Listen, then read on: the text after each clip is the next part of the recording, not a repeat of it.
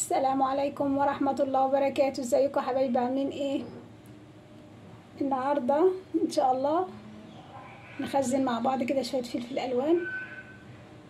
فلفل الوان الجميل ده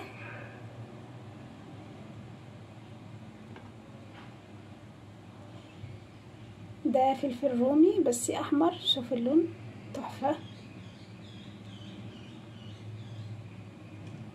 اول ما تلاقوه بقى ده في السوق هاتوه على طول.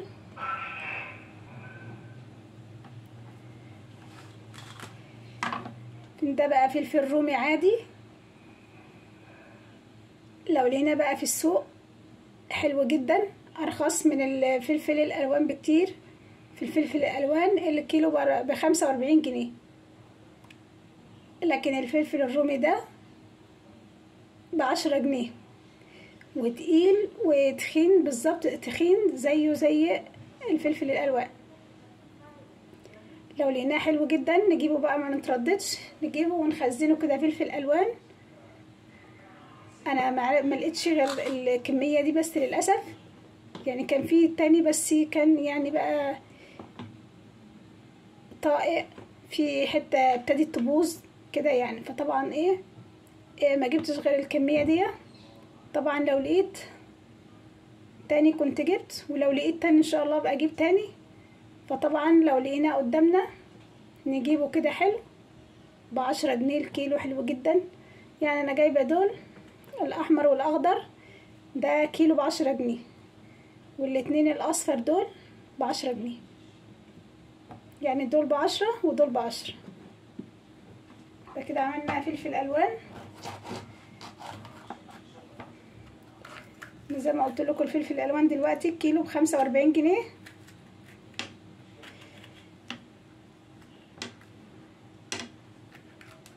بخزن شويه في الفريزر، بنستخدمه كده في وصفات كتير. بنزود بيه اللحمه، في اللحمه العصاج، الشاورما، حلو جدا. شايفين عامل ازاي؟ زيه زي الفلفل بالظبط اللي هو الالوان.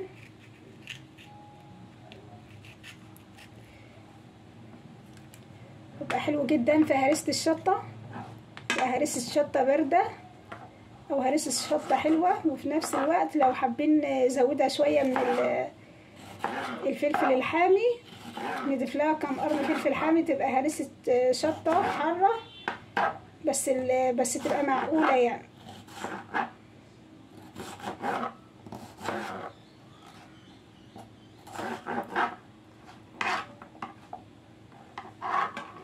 نعبيه بقى في اطباق او هنعبيه في اكياس، ده على حسب بقى المكان اللي عندنا في الفريزر.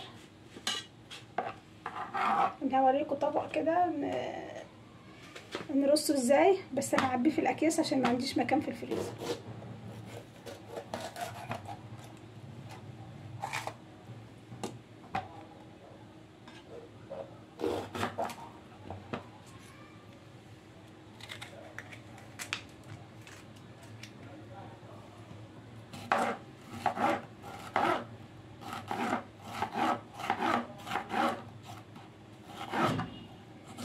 نقطع بقى الكمية بتاعتنا كلها، حابين نقطعها شرايح بالشكل ده، نقطع شوية شرايح ونقطع شوية مكعبات صغيرة. مثلا للحمة المفرومة بنحط لها مكعبات صغيرة، للشاورما بنحط لها الشرايح بالشكل ده، بس انا هخليها شرايح متوسطة.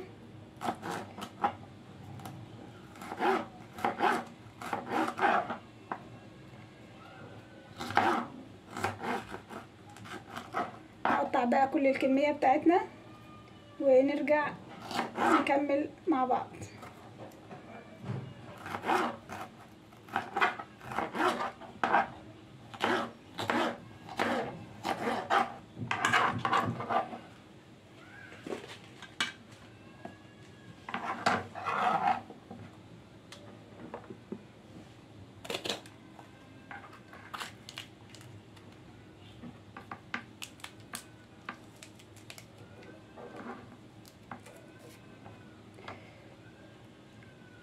الابيض ده اللي بيبقى في قلب الفلفل ده، في اوقات بيبقى الفلفل مر، بتبقى المرارة بتبقى هي في الحتة البيضة دي هي اللي بتبقى مرة في الفلفل، فبتديله طعم مش حلو.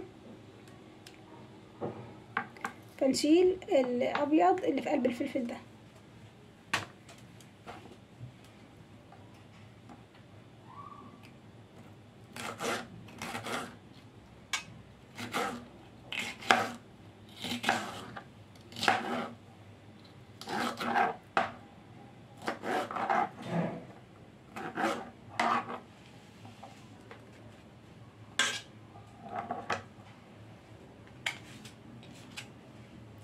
نعبيه اطباق كده بالشكل ده،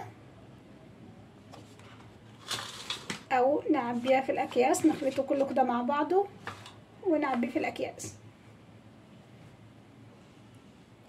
نقطعه بقى كله ونرجع نشوفه مع بعض. الفلفل بقى معانا بالشكل ده، عبيناه اكياس على قد الاستخدام بالظبط، شايفين الكيس على قد الاستخدام، ونضغط عليه كويس جدا بحيث ان هو ما ياخدش مساحه في الفريزر، وبالتالي لما نطلعه من الكيس هيفك بسرعه بمنتهى السهوله. واللي في الطبق هنرصه اطباق بالشكل ده ونغلفها،